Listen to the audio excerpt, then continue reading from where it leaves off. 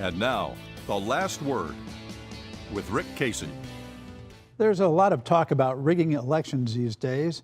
Well, if I were worried about an election being rigged here in San Antonio, I know where I'd look first: the South San Independent School District.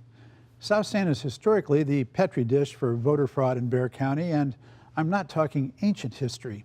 Back in 2004, the San Antonio Express-News published a lengthy article on the most common form of election fraud as practiced in South San. It's a form of mail fraud called ballot chasing. Campaign workers known as coyotes aggressively push citizens over 65 to sign papers requesting mail-in ballots. Some can't read, some suffer from dementia or simple senility and don't know what they are signing. Express News reporters interviewed citizens who showed up at the polls only to learn that they had already voted. Others learned they had voted when the reporters told them so.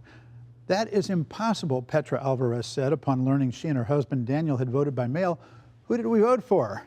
She was astonished to learn her mother, an Alzheimer's patient, had also requested a mail-in ballot and was listed as voting.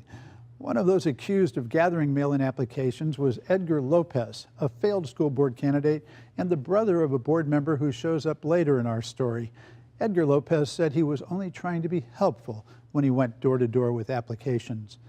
Another man, Barney Paris, pleaded guilty in connection with ballot chasing. A campaign worker for a candidate Paris was working against photographed him following a mailman and swiping an envelope from a mailbox. But the district attorney's office said it was very difficult to prosecute election coyotes because their victims rarely remember their names or even what they looked like. The newspaper measured these fraudulent votes in the hundreds. 2 precincts appeared to be particularly fertile grounds, while other precincts averaged a dozen requests from mail-in ballots. South San's precincts 1040 and 1041 averaged about 8 times that many. South San also has a history of in-person voter fraud, the only kind voter IDs are designed to prevent. Some were documented in a lawsuit brought in 1997 by Manuel Lopez, a San Antonio police officer who had lost an election to incumbent Susana Garza. Both have ties to the controversies I've already described. Edgar Lopez, accused of ballot chasing, is Manuel Lopez's brother, and Barney Paris was accused of ballot chasing on behalf of Susana Garza's daughter-in-law. In the lawsuit, Manuel Lopez accused Susana Garza of winning by 24 votes with illegal ballots. After 4 days of testimony, a visiting judge found 32 ballots to be illegal.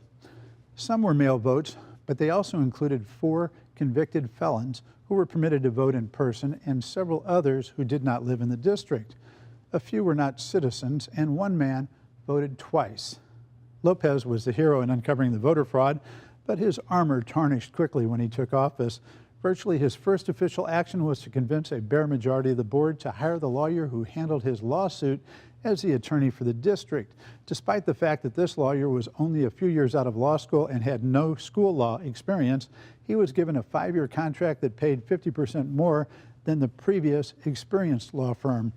The contract also provided that if he was fired for any reason, he was to be paid within 48 hours for the remainder of the 5 years. The new lawyer didn't last long, but after the state bar began an inquiry into his extraordinary contract, he did not press for his severance pay.